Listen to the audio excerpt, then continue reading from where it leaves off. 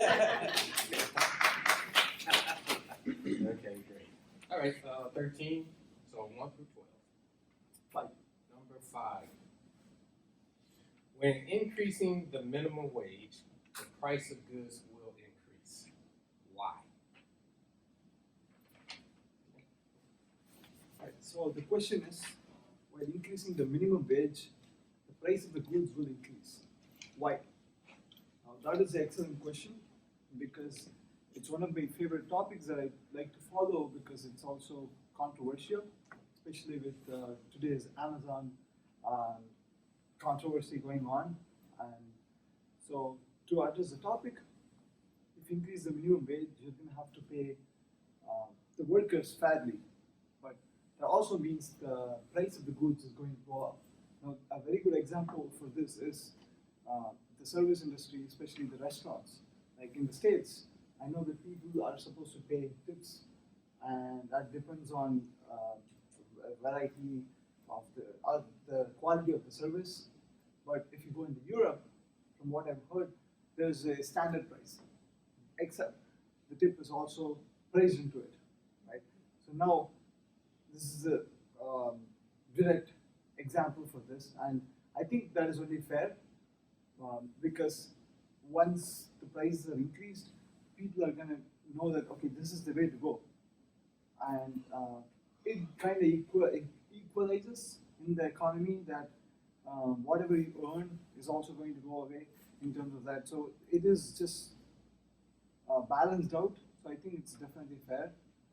So do I want to go with either of these? I would definitely prefer people having better quality of life by increasing the minimum wage, even if it's going to cost higher prices. Because maybe we'll all complain when the prices go up initially, but then that is the norm now. So at least we have a better services and everything.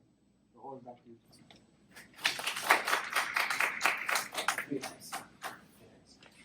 Okay. I'm looking at 3 others who haven't taken the opportunity to come up and speak Looks like everyone today. will get a chance. Everybody will go twice. So might as well have you go. Number 3. Applying for a job today. What is your number 1 selling point to be hired? Applying for a job today. What is your number 1 selling point to be hired?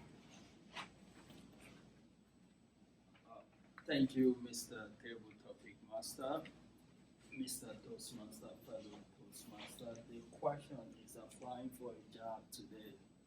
What will be my number 1 selling point to be hired? I think that will depend on the job I'm applying for, what they are requiring. But the first thing I want to tell them is that I'm able to do the job which they are requesting for me or which I'm applying to do.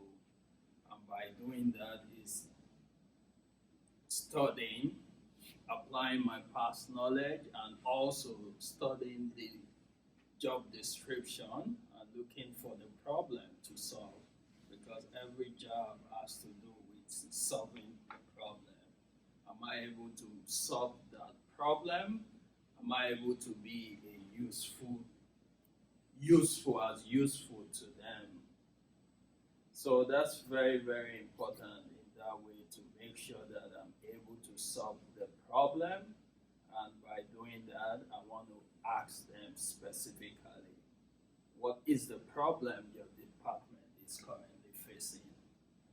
How do I come in that aspect? So by the interviewer telling me that problem, I'm able to use my past skill and my current and tell them that this is how I'm going to solve your problem if you are giving me this opportunity. And hopefully, they make a good decision at the end of the day.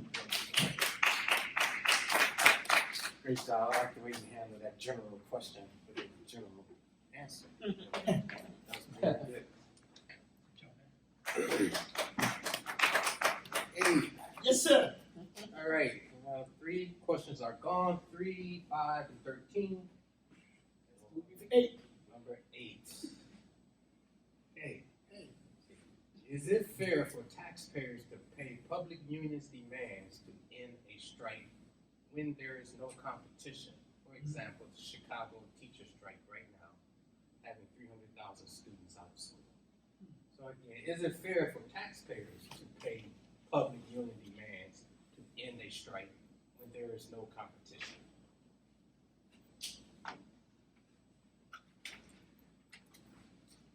Mr. Toastmaster. Mr. Table Topic Master. Toastmaster members and guests. Succinctly, the question is about, is it fair for the taxpayers to take the tab on public union strike? Basically, that's what he wants me to answer. I am a liberal. I don't believe in supporting somebody else's union's issues or none of that kind of stuff. I believe in unions, but I do not believe in the unions that will coerce companies to do what they want to do because they have big numbers in their group. The reason why I don't believe in unions is because seldomly they represent the ideas of the members. You have few people on top that are traveling into beautiful limousines, going to all these meetings, eat some good food on the back of the workers in the plant or in schools that are waiting for good outcome of negotiations. You saw what happens with GM in the past few weeks. People have been out for 45 days, getting paid $250 a week. In the meantime, those big guys are out there eating some good food and drinking with the same people that we're negotiating with. After 45 days, they come back with a non-acceptable negotiations for the workers, but they said they accomplished something. So I don't believe in the unions. I don't believe in taxpayer supporting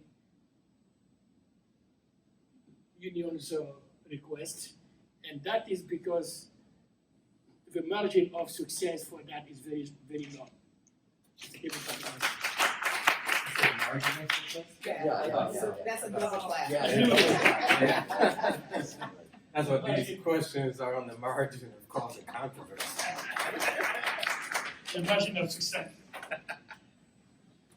I see timeline's coming up. Okay, they're not all that political. Yes. 3, 5, 8, and 13 is taken. Number 2. At what age did you work your first job / business, and what was it? At what age did you work your first job / business, and what was it?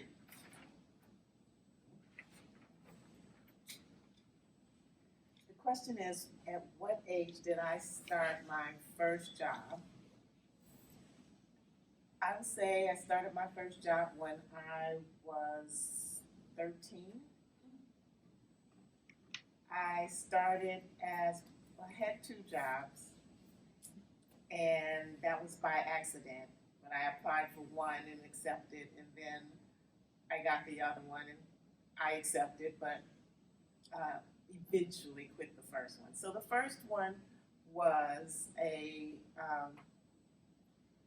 lifeguard at the local YMCA. So they were training junior lifeguards, and I loved swimming, and I felt that I was capable of saving a life if I had to, but mostly I just liked being in the water. So I thought that was the ideal job, and I went to the training. I learned what was needed, and then that's when I got the other offer, which was being a tutor for reading for 7th graders. And I took that one as well because I just wanted to do that, and I felt that that was something that was more along, what I could do. So eventually I ended up quitting the lifeguard position, and I ended up being the tutor for the entire summer, and then for the next summer as well, I accepted the tutor position. So that was my very first position. For a second there, I thought you were Jamaican. I thought that too. I didn't verbalize You it. didn't want to say it, right? Jamaicans always We don't have Jamaicans in here today.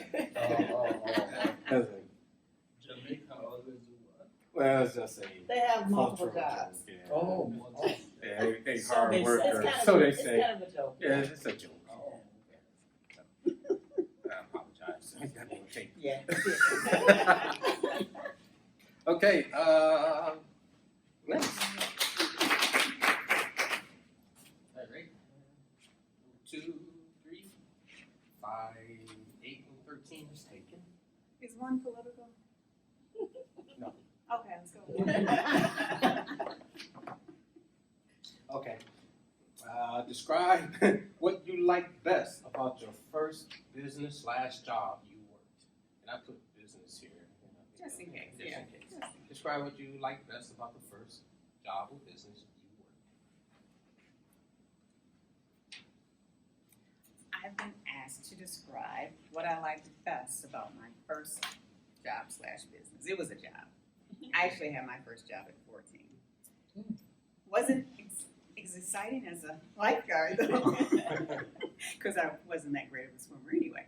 But my first job was a day camp counselor in the summer. There was this program, it was called CETA, and I don't remember what CETA stood for, but it was for low-income families to help the students get jobs during the summer, keep them out of trouble, and lots of different things.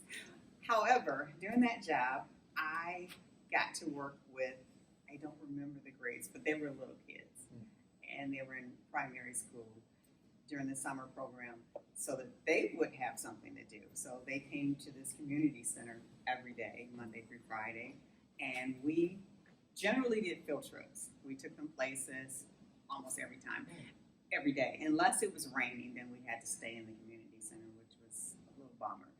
So it was kind of exciting to the point that I got to go different places. We went to parks, we went to zoos, we went to different things, and just I got to play with little kids. I mean, as a 14-year-old, hey, what better job could you have than to play all day?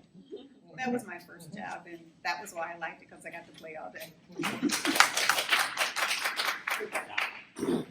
I think everyone has come up with tabletop. Here, So, I'll give you one. Yeah. When I wrote these, I forgot I may have to participate. Okay, let's see. So it looks like number 4 is over here. Okay. Give reasons not to provide a 2-week notice when leaving a job. Okay.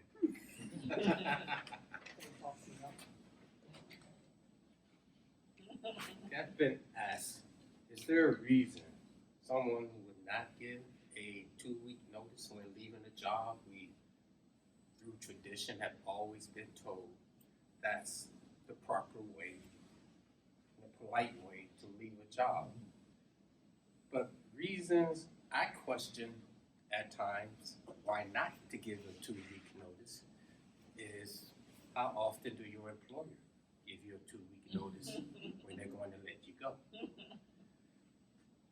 With that said, and then the realization, a lot of human resource departments, when you leave as an employee, they will not give a report back as to how well that person performed because of these lawyers that can sue any and everybody and make money. For example, I'm a horrible worker. I'm not horrible, but just not that good. And my former employer may say, oh, he's a great guy. I would hire him again if I had the opportunity. And I turned out to be that horrible worker that the first employer knew they're liable at times with a good lawyer for giving that information. So going back with that realization that it really don't penalize your former employee if you have an opportunity to take another job. It's more of a courtesy to do so. And in addition to that, having seen so many of my friends and family devastated with that 1 hour notice that you no longer work with us is reason why I feel that a 2-week notice to your employer is not really required. Take the topic back. We still have time, or anyone would like to go redo? If you heard a question that if you heard and you say, wow, I wish I had that question, feel free to come up again and say, let me take that one. Any takers? No? You still? I'll go again.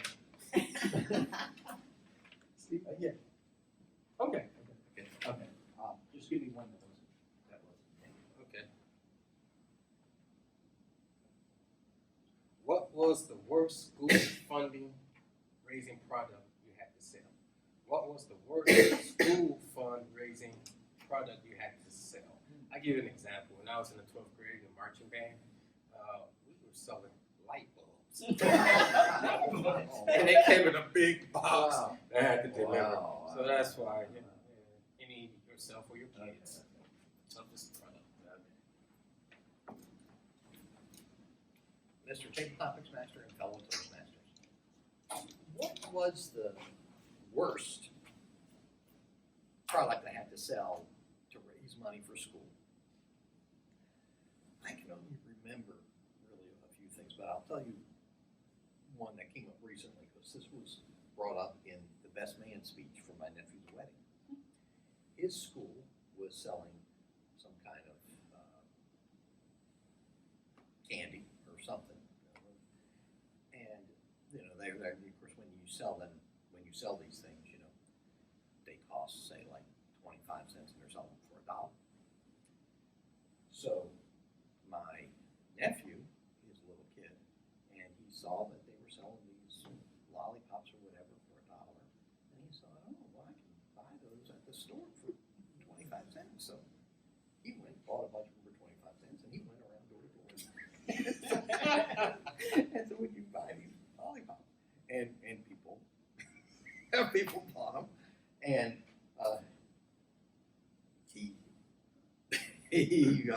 I don't know if he got in trouble for it or not, but that was the kind of thing that you usually do sell when you're selling for your school. Now, the only thing I can remember selling was we were selling East candy bars for our school, and I just remember that we also had a cartoon contest, and for the cartoon contest, I had somebody holding a bunch of East candy bars with lots of pimples, because that's what they did to you. They gave you lots of pimples. So that is my worst. I didn't really have any bad one, but those are my two examples. Mr. Let's try 16, 17, and do more. How many do you have left? I thought you were going to end with that's so he became Jeff Bezos. Oh, okay. That's solid entrepreneurial. Yeah. By the way, I just bought some sheets from my coworker. Sheets. This kid is selling sheets. Yeah. I Wow. bought that coffee mug there, $35. Really? Coworkers. Wow. Coworkers. Wow. How much are the sheets? Those sheets aren't cheap. $45. Wow. Yeah. Very Supporting my coworkers and their Wow. kid. Wow. So, any more takers or? Do we have time? Well, it's 5:17, the Yeah. evaluator 3 Yeah. would normally go at 5:18, so I think it's about time. to- It's about time, yes. Okay, thank you, Stacey. All right, great question. Okay, and a great word today. Okay,